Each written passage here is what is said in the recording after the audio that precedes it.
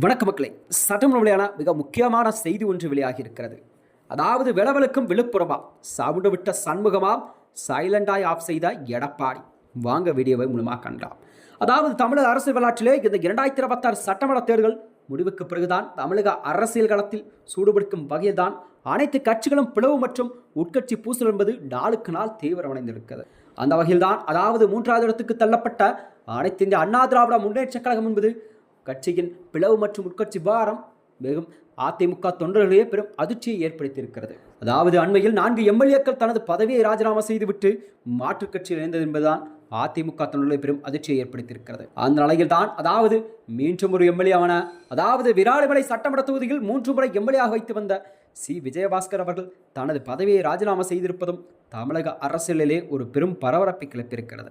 அதாவது இப்படிவே அதிமுகவில் பிளவு என்பது ஒரு பக்கம் சி.வி. சண்முகம் மற்றும் எஸ்.பி. வேலுமணி தலைமையில் ஒரு அணியாகவும் மற்றொரு அணியில் அதாவது அதிமுகவின் பொதுச்செயலாளர் எடப்பாடி பழனிசாமி தலைமையில் ஒரு அணியாகவும் அதிமுக பிளவு காணப்பட்டிருக்கிறது. அதிமுக சமீபத்தில் நடைபெற்ற நிர்வாகிகள் நியமன கட்சிக்குள் மீண்டும் சலசலப்பை ஏற்படுத்தியிருக்கிறதா.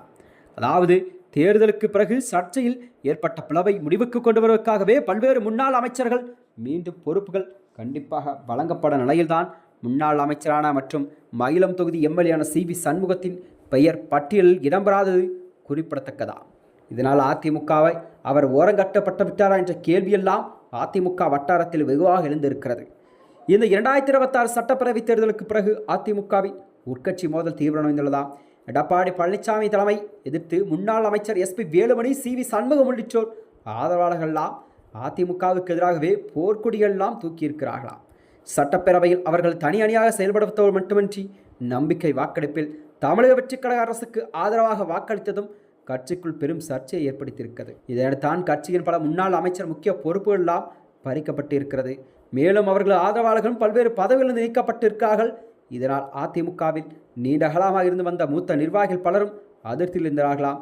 இதற்கிடையில் தான் இந்த தமிழக வெற்றிக் கழகம் அமைச்சரவை விரிவாக்கத்தில் அதிமுக அதிருப்தி அணியைச் சேர்ந்த எவருக்கும் வாய்ப்பு கிடைக்காததால் மீண்டும் பழனிசாமியுடனே சமரசம் செய்ய அதிமுகவின் முன்னாள் அமைச்சர் முன்னாள் எம்எல்ஏக்கள்லாம் அதற்கு உடன்பட்டு இருப்பார் என்றுதான் கூறப்படுகிறதா. இந்த நிலையில்தான் அதாவது பலகட்ட பேச்சுவார்த்தைக்கு பிறகுதான் முன்னாள் அமைச்சரான எஸ்.பி. வேலுமணி மற்றும் நத்தம் விஸ்வநாதன், எம்.ஆர். விஜயபாஸ்கர், கே.சி. வீரமணி, காமராஜர் உள்ளிட்ட பழனிசாமியை நேரில் சந்தித்து தங்களது வருத்தத்தை தெரிவித்திருக்கிறார்கள். அதனைத் தொடர்ந்தான் சமீபத்தில் வெளியிட்ட நிர்வாகிகள் நியமன பட்டியலில் எஸ்.பி. வேலுமணி மற்றும் நத்தம் விஸ்வநாதனுக்கு மீண்டும் துணை பொதுச் செயலாளர் பதவி என்பது பொறுப்புகள் கூட கூடுதலாக வழங்கப்பட்டிருப்பதுதான் அதிமுக தொண்டர்களையே பெரும் அதிர்ச்சியை கூட ஏற்படுத்தியிருக்கிறதா. மேலும் எடப்பாடியின் அடுத்த கட்ட நகர்வு என்னவாக இருக்கின்ற கேள்வியெல்லாம் மக்களிடம் வெகுவாக எழுந்திருக்கிறது. மீண்டும் இதுபோன்ற வீடியோக்களை தெரிந்து கொள்ள நமது சேனலை மறக்காமல் சப்ஸ்கிரைப் செய்து கொள்ளும். நன்றி. வணக்கம்.